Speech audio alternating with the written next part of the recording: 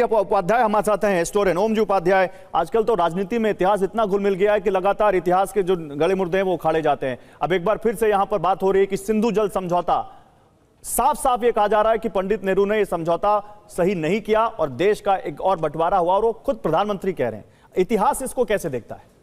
पहली बात तो ये कि गौरव जी, इतिहास गड़े मुर्दों वाला विषय नहीं है। इतिहास हमेशा जीवंत है, और अगर हम अपनी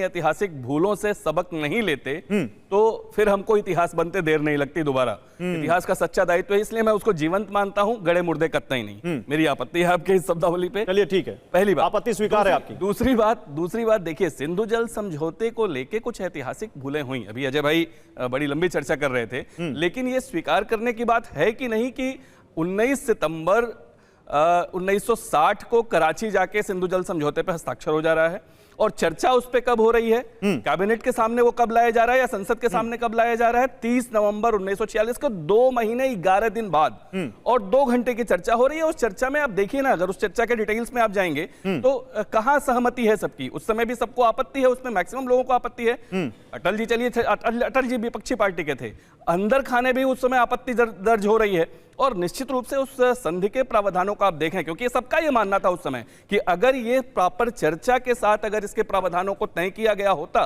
तो अधिकांश उसके प्रावधान अलग तरह के होते, जो भारत के हित में होते, जो हमारे हित में होते, देश के हित में होते।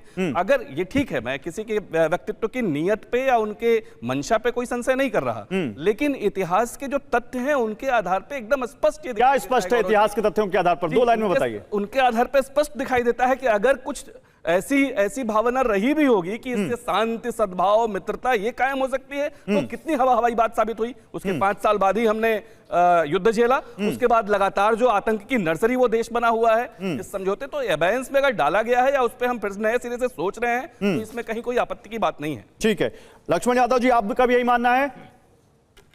जी शुक्रिया गौरव जी। इतिहास निश्चित रूप से गड़े मुर्दों का नहीं होता, ये बात बिल्कुल ठीक है। लेकिन इतिहास सबक लेने का होता है। लेकिन एक सवाल और है, क्या इतिहास की बात बार बार करके वो इतिहास बदला जा सकता है? नहीं, सबक लिया जा सकता है कि आगे उसका क्या हो सकता है। ये प्रश्न आज के दिन इस बयान को देखना, एक नागरिक के तौर पर आप विचार करें कि इतिहास से सबक लेने की बात अगर की जाए तो एनसीईआरटी के सिलेबस से इतिहास के कुछ पन्ने हटाना, कुछ पन्ने जोड़ना, इसके पीछे की राजनीति फिर नहीं होती। यानी राजनीति तय करती है कि इतिहास के विश्लेषण पर नहीं हूं मैं आपसे पूछ रहा हूं, सिंधु जल समझौता, जो बात यहां ओम जी उपाध्याय कह रहे हैं कि ये उसका कोई फायदा नहीं हुआ, क्या एक इतिहासकार के नाते आप भी इस बात को मानते हैं कि वाकई सिंधु जल समझौता भारत के लिए फायदेमंद साबित नहीं हुआ?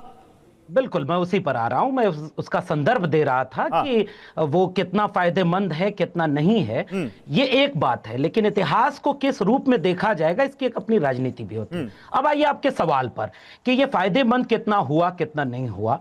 ये बात बिल्कुल ठीक है कि 3 नदियों का जल भारत के पक्ष में आया और सिंधु, झेलम, चनाब, इन तीनों का पाकिस्तान के पक्ष में गया। इस पर चर्चा हो सकती है कि सदन में इस पर बात हुई कि नहीं हुई, किसकी सहमति से निर्णय लिया गया है कि नहीं लिया गया है। लेकिन आज की तारीख में इस सवाल से चर्चा करके और ये शब्द बोल करके कि ये दूसरा विभाजन है, किस दिशा में बहस को ले जाया जाएगा, इस पर सवाल होना चाहिए। भारत जल कितना रोक सकता है, कैसे वो समझौता हो सकता है? अगर वर्तमान संदर्भ में आप क्यों कोई दूसरा ब्लूप्रिंट दे देते कि अच्छा ये समझौता इस तरीके से न होता तो 80% जल भारत के पक्ष में तब होता जब समझौता इस तरीके से होता। क्या ऐसा कोई वैकल्पिक मॉडल लगा था? लक्ष्मण जी, मुझे लगा था आप इतिहासकार हैं तो इतिहास का रेफरेंस देंगे, क्योंकि जिस संसद में जिस 2 घंटे की बहस का हम जिक्र कर रहे हैं, उसी बहस के दौरान कांग्रेस के ही सांसद मुंबई नॉर्थ ईस्ट से अशोक मेहता जी ने भी इसको दूसरा विभाजन कहा था। यह आज ही दूसरा विभाजन नहीं कहा जा रहा है। उन्होंने इस संधि की तुलना दूसरे विभाजन से करते हुए एक तीखा भाषण दिया था, जिसमें उन्होंने कहा था कि हम 1947 के सभी घावों को फिर से खोल रहे हैं और यह हमारे प्रधानमंत्री के हस्ताक्षर से फिर किया जा रहा है। और यह कांग्रेस पार्टी के सांसद का कोट है, मैं अपना कोट नहीं कर रहा हूं। तो बात है, तो यह दूसरा विभाजन आज नहीं कहा गया है, उसी समय कह दिया गया था जब संसद में इसमें बहस की गई थी और कांग्रेस पार्टी के सांसद ने कह दिया था। ठीक बात है, आप इस चीज को कह सकते हैं और फिर आप कह भी रहे हैं कि बहस नहीं हुई, दूसरा पक्ष आया नहीं, ये भी तो मैंने सवाल नहीं है। कहा कि बहस नहीं हुई, मैंने कहा केवल 2 घंटे की बहस हुई, और वो भी बीच में बहस जब पूरी तरह से सांसद जो विपक्ष में थे, जो संतुष्ट नहीं कर पाए, उनको छोड़कर जवाहरलाल नेहरू जी जापान के राजकुमार से मिलने चले गए, वो इतिहास है। लेकिन दूसरा विभाजन आज नहीं कहा गया।